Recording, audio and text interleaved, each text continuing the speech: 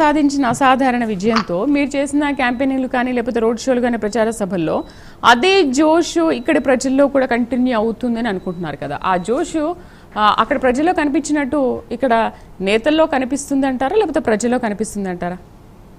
తప్పకుండా అండి. ఇప్పుడు మన దగ్గర ఉన్నటువంటి ఇప్పుడు రేవంత్ రెడ్డి గారు ఒక డైనమిక్ లీడర్ అండి. రోజు 10 సంవత్సరాల ప్రభుత్వాన్ని ఏ విధంగా వాళ్ళు చేసినటువంటి కుంభకోణాలన్నీ బయటికి తీసే కదా ప్రజలు చీకొట్టే విధంగా ప్రయత్నాలు చేసినాం. వాళ్ళు చేసినటువంటి తప్పులు ఒకటి కాళేశ్వరం ప్రాజెక్ట్ ₹1,00,000 అక్కడ ఒకటి ఇక్కడ ఇంకా గమనించేటివి చాలా ఉన్నాయి. సోదరుడు ఒక్క నిమిషం నేను చెప్పేసి కంప్లీట్ చేస్తా.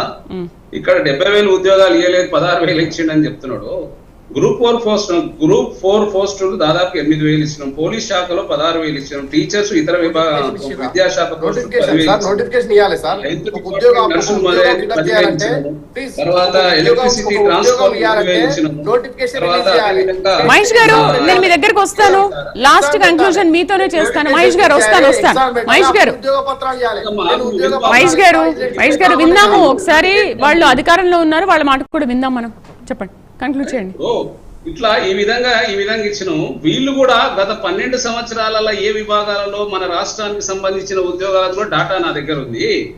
శాఖా సంస్థ ఉద్యోగాలు ఇండియన్ రైల్వేలో వీళ్ళు 18,000 ఉద్యోగాలు ఇచ్చారండి గడిచిన 12 సంవత్సరాల మన రాష్ట్రం. పోస్టల్ డిపార్ట్మెంట్ లో 8,000 ఇచ్చిండ్రు. రక్షణ శాఖలో 10,000 ఇచ్చిండ్రు. బ్యాంక్ పియూసీ బ్యాంకులలో 7,000 ఇచ్చిండ్రు. అదే ఇన్కమ్ ట్యాక్స్ జిఎస్టీలో 3,000 ఇచ్చిండ్రు. ఎస్ఎస్సి ద్వారా ఇతర కేంద్రాల శాఖ ద్వారా 6,000 ఇచ్చిండ్రు. కేంద్ర ప్రభుత్వ సంస్థలు బిహెచ్ఎల్, హెచ్ఏఎల్, ఎల్ఐసి అండ్ పియూసీల ద్వారా 6,000 ఇచ్చిండ్రు. మొత్తం మీద వీళ్ళు 12 సంవత్సరాలలో మన తెలంగాణలో 60,000 ఉద్యోగాలు ఇచ్చారు అంతే. వీళ్ళు ఇచ్చింది దేశవ్యాప్తంగా 2 కోట్ల ఉద్యోగాలు. అంటే దాదాపుగా 12 సంవత్సరాలలో ఎన్ని కోట్ల ఉద్యోగాలు ఇవ్వాలి? కాబట్టి విధంగా వీళ్ళు మరి అదే విధంగా వీళ్ళకి ఒక రకమైనటివి ఏంటంటే వీళ్ళ రాష్ట్రాలలోనేమో ఒక విధంగా చూస్తారు.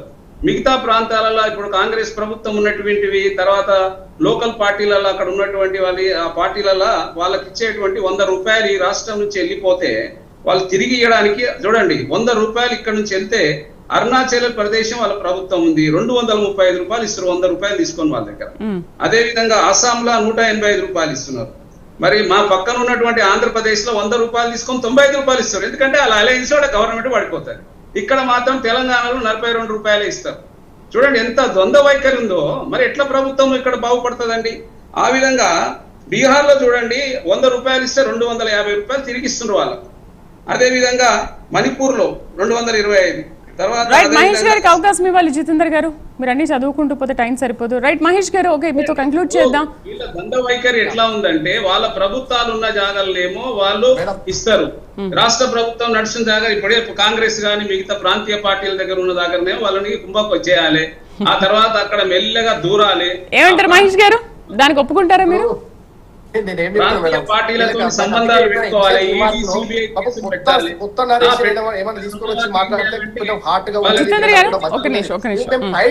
బోర్ అయిపోయినాం ఇది విని విని. వాళ్ళు గెలిచిన చోట ఈవీఎంలు పనిచేస్తే వాళ్ళు ఓడిన చోట బీజేపీ ఈవీఎంలు హ్యాంపర్ అంత దౌర్భాగ్య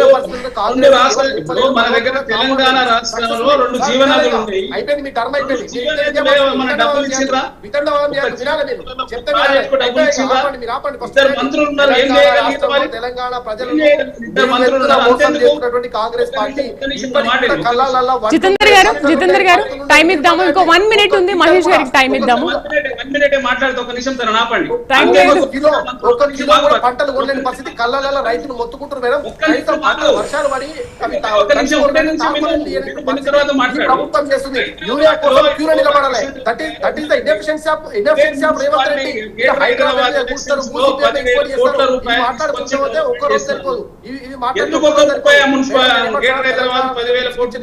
కాంగ్రెస్ కారణంగా కాంగ్రెస్ పార్టీ మమ్మల్ని మోసం చేసిందనే దానికి తెలంగాణ ప్రజలు కాబట్టి భారతీయ జనతా పార్టీకి పెద్ద ఎత్తున పట్టం కడతా ఉన్నారు. ఈసారి నిన్న కిషన్ రెడ్డి గారు మాట్లాడుతూ చెప్పారు 40 లక్షల మంది ఒక్కొక్క వ్యక్తి ₹100 చొప్పున ఆన్లైన్ లో పే చేసి భారతీయ జనతా పార్టీ యొక్క సభ్యత్వాన్ని స్వచ్ఛందంగా తీసుకున్నారు.